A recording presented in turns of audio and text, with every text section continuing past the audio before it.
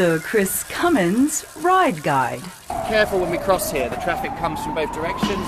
James Eldridge is showing me around Riga by bike, because that's how he and I like to travel. But is it a good way to see this flat Nordic capital that he calls home?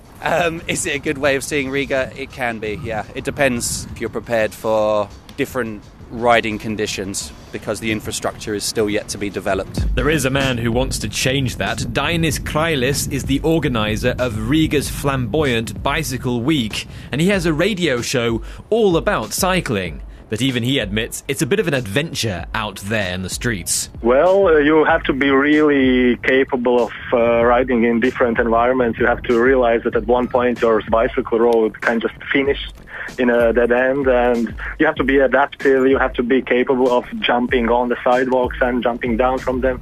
It's a bit extreme.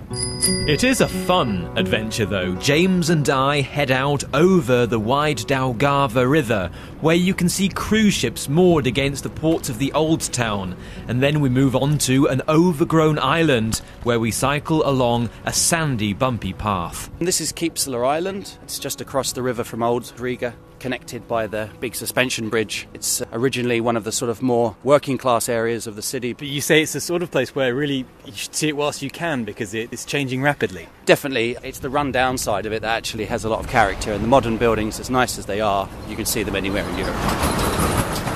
Finally, after we've waited for a Soviet-era goods train to rumble by, James takes me to a deserted harbour.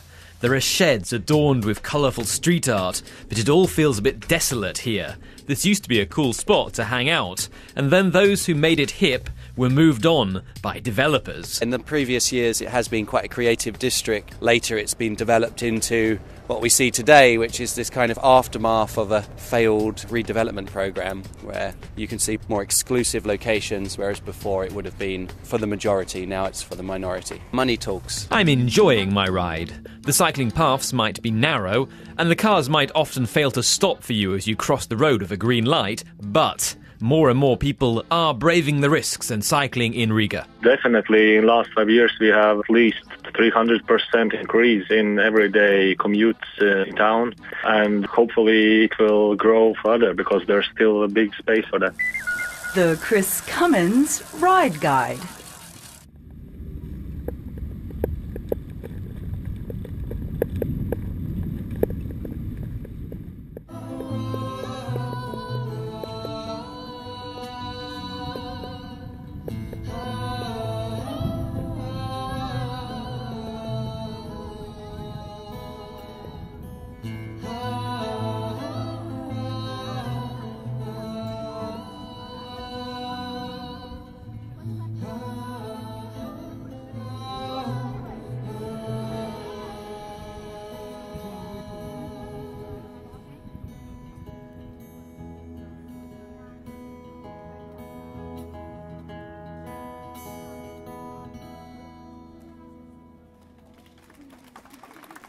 Thank you.